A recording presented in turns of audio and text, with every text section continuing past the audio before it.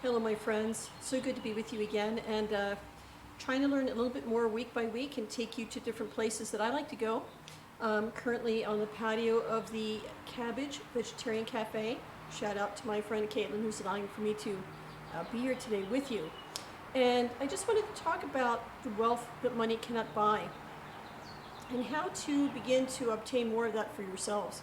So, as it sounds, these are the things that we need to thrive in our lives that are not material. Health, happiness, peace, friendship, connection, all these things are universal. Around the world, we all crave them. But how you feel them, how you would express them, is unique to each one of you. And with the flow of the sacred river, it's to remind us that these riches are around us all the time.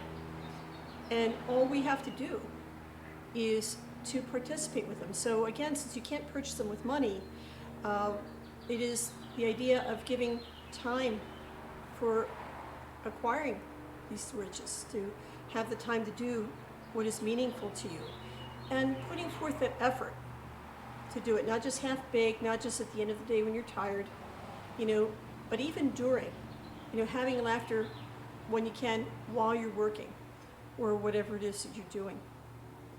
And ultimately to be present for it. If you are manifesting all these wonderful things, but you're always worried about the next thing or who you're taking care of or what have you, it will be very much like when you eat so quickly you don't even remember what you ate or what you had. But I would like to give you something that I use that I find helpful. And I consider the heart to be like a chalice. And the reason why I use the word chalice, aside from that it's kind of cool and, leading to old times, is the connotation of something sacred. Our lives are special. They're sacred. They're unique.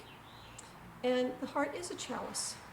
It is for us to fill it with what we wish, with what life brings us.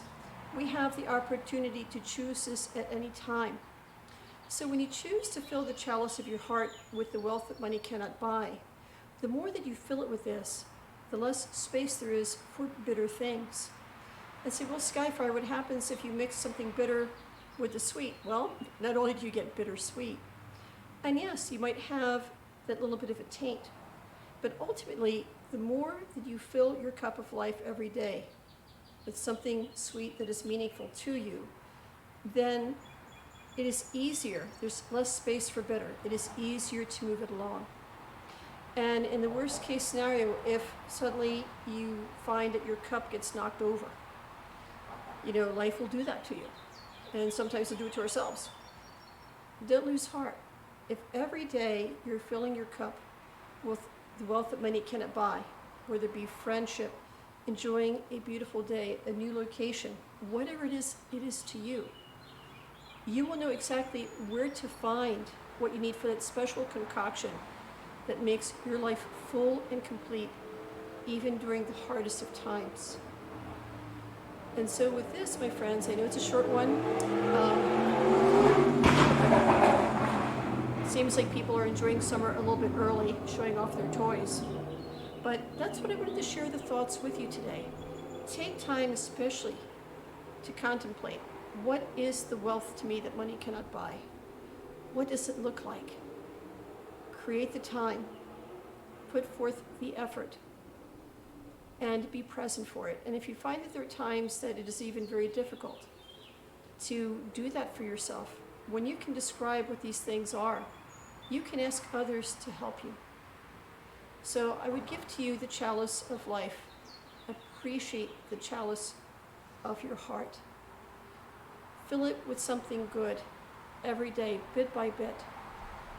And it's always good to share this cup of life with those who care, whether it be enjoying the song of the birds, the laughter of those who are with you, an animal companion that makes you laugh and to smile. Remember the abundance that is around you every day that doesn't cost a dime.